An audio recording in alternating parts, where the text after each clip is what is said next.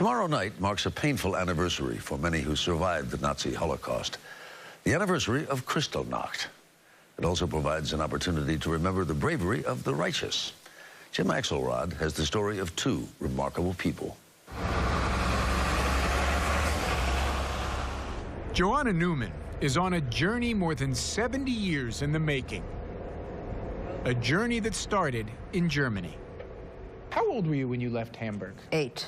I had just had my 8th birthday. What do you remember of the leaving of Hamburg? Very much, because this was such a dramatic experience. Her life changed in the violent darkness of November 9th, 1938. During Kristallnacht, the night of broken glass, the Nazis launched a vicious assault on Jewish communities, looting homes, destroying businesses, burning synagogues. It was an ominous preview of the horrors to come.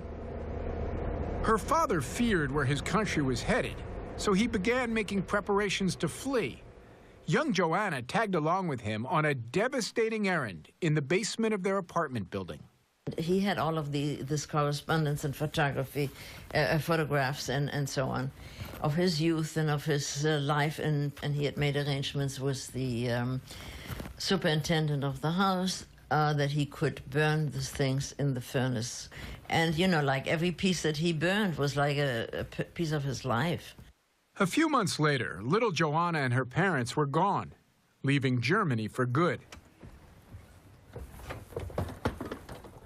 But on this day, Joanna's journey home won't take her back to Germany.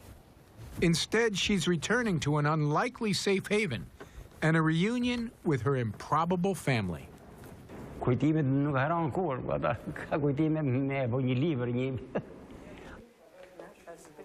Adip Pilku is anxiously waiting to greet the woman he hasn't seen in more than 60 years.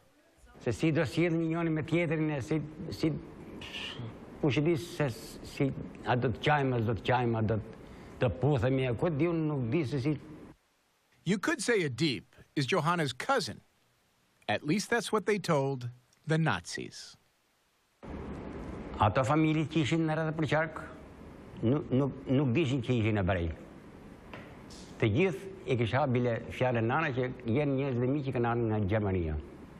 That was the cover story? That was the cover story. That you were her... We're Germans from Germany, and we were her family. There are a number of extraordinary examples of people who risked and sometimes lost their lives hiding Jews from the Nazis during World War II. But chances are you've never heard of one like this, because the Pilkus were in Albania, a 70% Muslim country in southeastern Europe. The gem of this story is that Albania took in refugee Jews. Deborah Dwork has written a book about Jewish refugees during World War II. Europe, 1938, 39, 40, even 41. We see it as a totally closed universe. And Jews were looking for holes, for openings. People began to whisper, I hear if you get to Albania, you will be safe. Safe because of a cornerstone of Albanian culture known as Besa, the promise to treat strangers as if they were family and guard them with their lives. It has to do with a certain sense of honor, an honor code that they take very seriously. So it's not simply to give someone something, a bed for a night, a hot meal. It is really to offer protection. Like their neighbors, the Pilkus adhered closely to Besa and to their Muslim beliefs that also emphasize the protection of others. The role of Albanian culture and traditions and the religious influence of Islam came together. Adip's mother was of German heritage. She married an Albanian, embracing both Besa and Islam, especially after the Nazis occupied Albania. Adip proudly tells his story of his mother affecting a thick German accent to throw off the Nazis, growing suspicious of Joanna and her family. Not once, but twice. Nana u revoltua dite shumë, u bë nervos si e tha, erdhët një herë tha, po të dytën herë ja bërit nuk I njohun. Prandaj është e ka që të vini më këtu se do të shpejtan kam. Është të vini këtu tha. E ndërun e hikën. Through all this, remember, Joanna and her parents were hiding in plain sight. And here you are now coming in contact with German soldiers. I certainly was, during their occupation, very much afraid that I wouldn't live the next day. According to the International School for Holocaust Studies, over the course of the occupation, the Albanians did not turn over a single Jew to the Nazis. At the end of the war, there were more Jews living in Albania than before. It's an extraordinary record. So how is it that so few people know about it? Nearly no one knows about this story. Why is it not known? Because of the shutters that went down on Albania so soon after 1945 and the draconian communist regime in that for the next half century. And by the time the shutters lifted, what happened half a century ago was not so urgent as people's everyday needs right then and there. I had to find out what these people did and why they did it. As seen in the upcoming documentary God's House, photographer Norman Gershman traveled to Albania to document surviving members of families that saved Jews during the Holocaust. Among them, Adip Pilku. What is he holding here? Is the plaque that honored his mother and father as righteous amongst nations, where Joanna and her family gave testimony that, yes, this family saved our lives.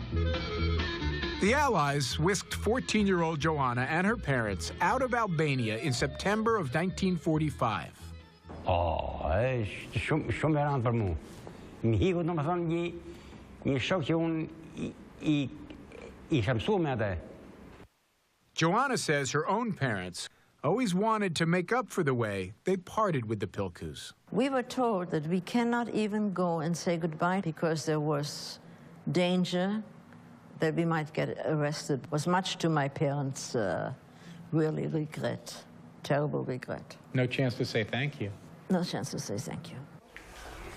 Wow. My goodness. Jutta. Finally, decades later, she had her chance. This was Joanna's journey. 62 years. When you saw him again, can you describe that reunion? Well, in a way, it was a little bit strange because I left a little boy, and here was an old man. It was very emotional. There's no question about it. After the war, Joanna's family settled safely in the United States. But in newly communist Albania, a very different fate awaited the Pilkus. They quickly went from being the protectors to the oppressed, and their life together as a family ended in tragedy when Adip Pilku's father was arrested and executed by the communist regime. He was such a good human being. He was shot for what? Joanna Newman has spent years trying to honor the family that saved hers. Her deepest satisfaction came only recently in a conversation with Adip Pilku's daughter. I got my reward. She said, I am so proud to know what my grandparents did. And that was really my main purpose. Because he was executed by the communists, so what do the grandchildren think of their grandparents? One look at Adip Pilku's face tells the whole story. I see a very modest son and very proud of his family in saving people who are desperate. These people were courageous, they were righteous, and they were just wonderful people.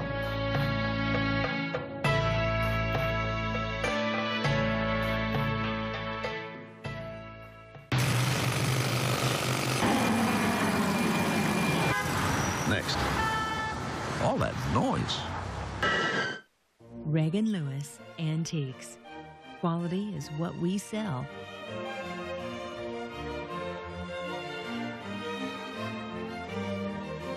Come see